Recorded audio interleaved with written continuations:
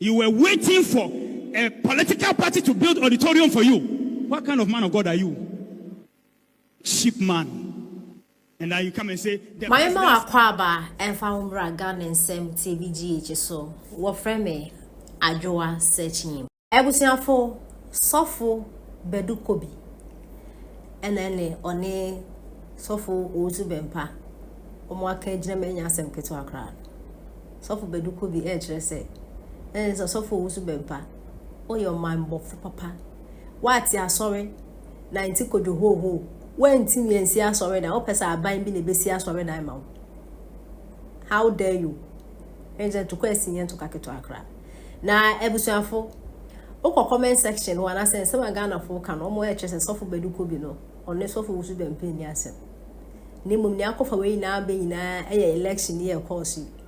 In his election year course 2024 years, Shameful Owusu Bempah, Eddie Marco Tempa, anyhow in say, what you two are called Baby Benefi.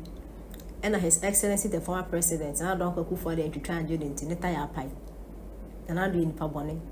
In 2024 election year course, you know, man, NPP for winning, Potokra, and Pass NPP for winning Poto, no so for Owusu Bempah, Ghana for breaches, and your man and NPP for LOC.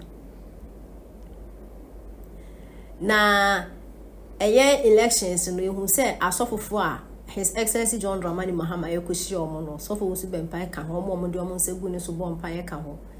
Now, Moba Ben wins still Shameful Owusu Bempah a praise His Excellency John Dramani Mahama, so ye papa, Essen, and Addo, and Semfa, who sees meeting Hunoko. Now, down the Shameful Owusu Bempah, and I saw them because NPP for Mutimi at the Mobile channel. What promises of Western sorry them and when sick. Now, sending any agent just Shameful Badu Kobi not or because no one send that. Because Shameful Owusu Bempah dank out the NPP now whereby they send away trim why a trespass aqua NPP NDC. In the camera question Shameful Badu Kobi no meaning NDC for you when your mano and ash now I cannot judge the Shameful Owusu Bempah in some course. You were waiting for a political party to build auditorium for you. What kind of man of God are you? Sheep man. And now you come and say, the president scammed me. What a shame to even let this come from your mouth. No president helped me. I built my auditorium. No president helped Badu Yamiche. He built his auditorium. No president helped other men of God. They built that. Only you want politicians to build for you. What a shameful man. Disgraceful man. You are getting money, buying cars. Doing nonsense things. You won't build auditorium, waiting for a political party. What a shame. And his followers will never say something which is right. Nonsense. Ejumana ejaction is an obedient. Obetiya. Nti no ne yehwe. Ghana for na de John Mahama abre. Na o de John Mahama abre no so. O de John Mahama abre no. Omo say John Mahama na betima ya ejuma na maye. And na yakoso in. Ono na the president of the republic. Yegna ya we say well because o man say ya. Yegna ya den. Yet mo bi. Nti de ye paniye. Na mo sa ba ba sa sei. Ya yetimi anya krata. Afri friend say Charles for no ho. Ya friend say Charles for no mo fu na say. Charles obi ka say kwati Charles. There be headmasters in our Ghana no. Fu na mu say. Conference of headmasters no. Aha, o say Obi afaduane mra. Obi afaduane mra. No maama no ka che say. Enkwara na bia no mu di no enye. Ne say wonti no ya be mo aduane papa di. Na nkofo hwe so ne ya twa abama no. Oba ye, wo say mo aduane no mu di no ya enya kwa no. Eno no kwa no. Were you expecting anything different because you to ba wie ye no. Warehouses are eno edi go. O mabu ani ase bi. Asam no ya ka no. Anya ka say. Aduane na ifa na kofa. Ano na make ka che say. Eno no aduane na yesi ade mamu a enya no. Baba store for aduane na yafa. Tie me. Asenkwa. Aduane na yesi enya no kwa. Wunya bi ni o.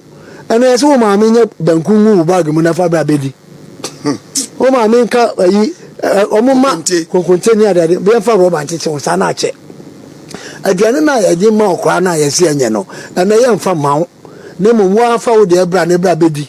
Akọ ne be hu se anse se anu nso so wom. Na me de na me kan nyina ne se Ghana for yem ye ni na ho enya botre ne yantwe enye sese kura ne beka ase kasa record ye ni je bi na o predict say bia I will never men predict doom da wo fa se phone bi school lazy jamene na ba school me peniye so no okwa ka benkwama no da bia I think so be call next week or so. Okay, nti wo prepare ka benkwama no. Yeah, me nim say anono de say anopa bia metina de aduana akoma na metina de akoma no and me problem but me say majority of enkwala no ne yaka won asem enye de wo waste ka obetimi aye it's about enkwala ni na metimi aka cho ne put it on record say kwazi je na kai me say ene yaka say enkoda na nkasa mfo mo aduane mra anasa wofo no mfa aduane mra enkoda almost about 80 to 70 to 80% ebe fie aduane ne kwa yaka say wo de ye bibia fi so mo say expenditure ne so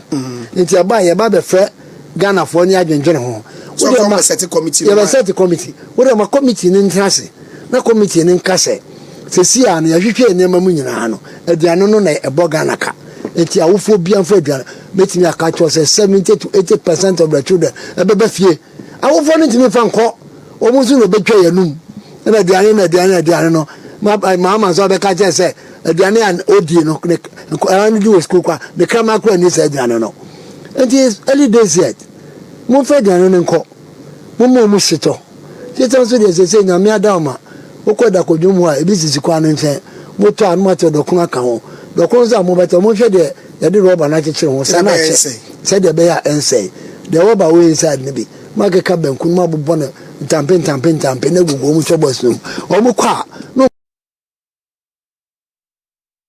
ne all of a sudden akwakọ wie se enkwara no obi anfa aduane mra na NDC for o kan o mu zimi enka mo sorry akwa se aduane abafa stock for aduane nyina no aduane nti mo se aduane nyina kodi o mo koton master ba ko no kasa ye no aye fa bani ase hwan no o se in school anwa ba ko kura ni anwa o ti wa na NDC for no be se sakoye wa ti mi amowa ena o kasa ko ni aduane ni me se ya ba be hu de nya hu afi ya ba be hu pa Dr. Kwasi Chedan so nyane se onya ni ntam no fa nkoda na aduane ne nko o ma ye ti asese nkoda ne be di aduane papa say also no do be ma headmasters na no problem business na headmaster ja headmaster administration me hu ye headmasters je na nka mo hwe nkoda na school ene ya se be muska nkodwom man no so kasa headmaster no so kasa o se anu sa no mu pe